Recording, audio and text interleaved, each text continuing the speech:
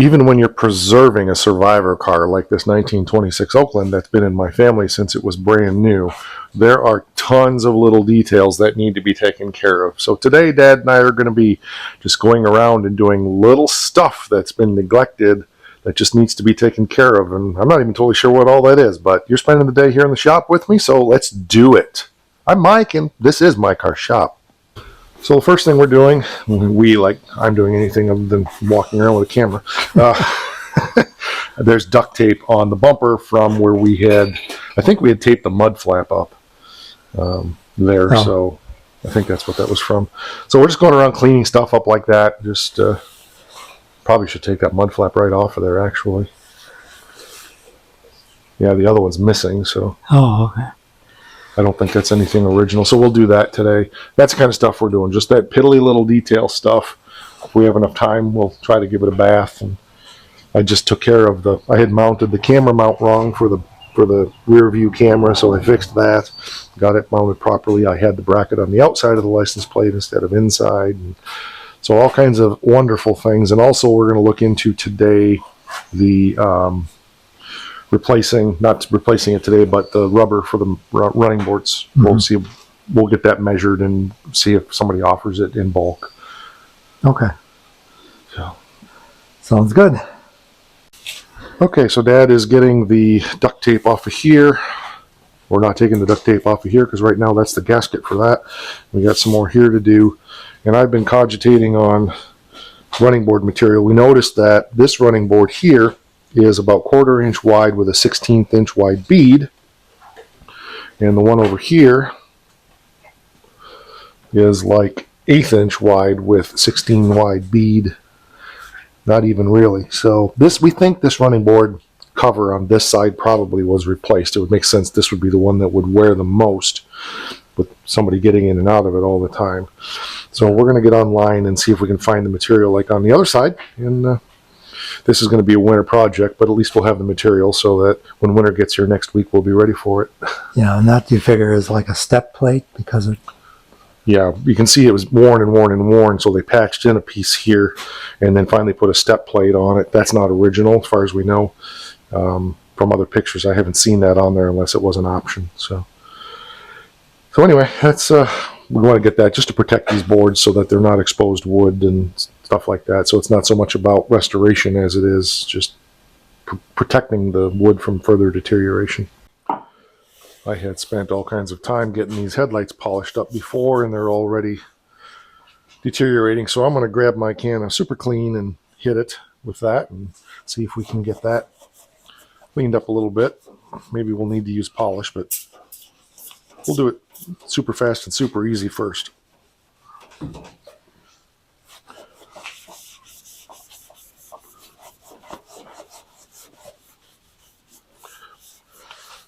And now it's super clean. Also decided we're going to pull this mud flap off because the other one is missing. So rather than having one shoe on and one shoe off, we'll see if we can get that off of there just to make things a little bit more uniform. And I think our next step, there's still a little bit of duct tape on the front Dad's working on, but then the next step I think is we're going to get our snowmobile suits on and go out and give it a bath. It's chilly today. It's only in the 60s today. It's nice. It's a very comfortable day. Well, I thought you guys would appreciate this. This is unique. Of all the things I've ever seen, this is definitely one. They put that on there with a board. So there's a board in each fender for the mud flap to be pinched. And not very well, by the way. But it's in there like a ragu.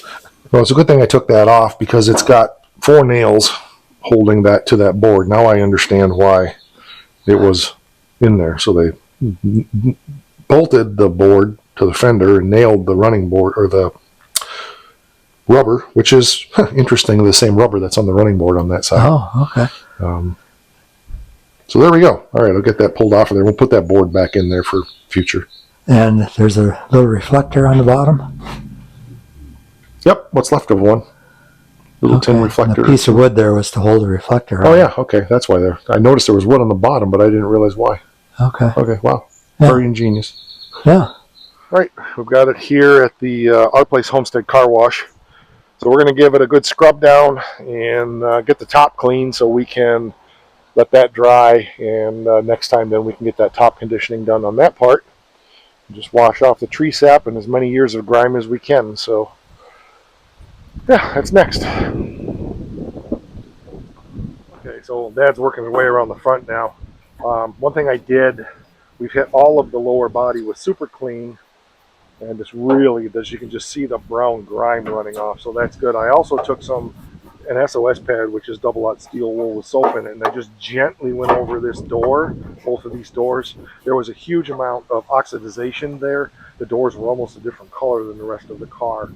So I went over that with that real quick, and we'll see. You can see it's still getting really white, but I'm hoping that will be the good prep for when we do the linseed oil treatment that we're going to do on this down the road here a little ways. All right, so we're just about done with this side. The things I've done here I wouldn't recommend ever doing, but there's a context to this, as everything on my channel. I've scrubbed down that side of the car gently with that SOS pad. I've also done all the fenders and everything with super clean to just try to get that grime off so that things are good and clean and ready when we're going to get that linseed oil treatment done. So that's, I don't recommend either of that. I really wouldn't recommend putting super clean directly on paint, but this thing was just so grimy, and this is the first, I've washed it once, but this was the first actual good scrubbing that we've done to it. So like I said, we didn't want to do that until that top was sealed up, and we didn't want to get any water inside the car. So all right, we're getting close. There's one more spot on the back here that's going to need a good scrub, but I don't want to get ahead of Dad too far, and that is the top of the gas tank. We'll hit that hard with super clean to get that cleaned up, but I think we're good. I think it's looking real good.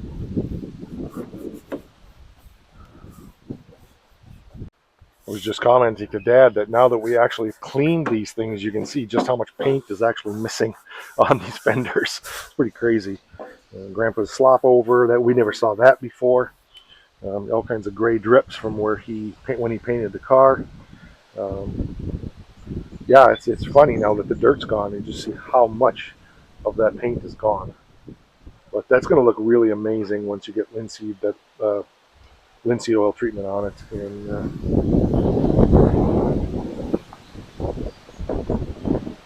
And worst case scenario, if we have to, we'll mask off the fenders and shoot them, but I don't think we'll have to. The car's not going to see weather or anything much, so good. I think we have a big water drop on our backup camera. Okay, Oakland is dry. We cleaned the windows. Everything looks good. So the next step Dad's going to help me with is the ProStreet car is still in there, and we need to use that trailer to haul some other stuff. So Dad's going to help me get that out and get it in the shop so we can change the leaking fuel line so the car can move around. So that's a little bonus content for you here on the Oakland playlist. Well, the beast is in. Tried not to run you over too much. When it starts, it pushes really hard, but when it starts rolling, it likes to roll. So what we're doing now is there's a piece of 1/2-inch fuel line from the fuel cell down to the 1/2-inch aluminum line that runs to the front.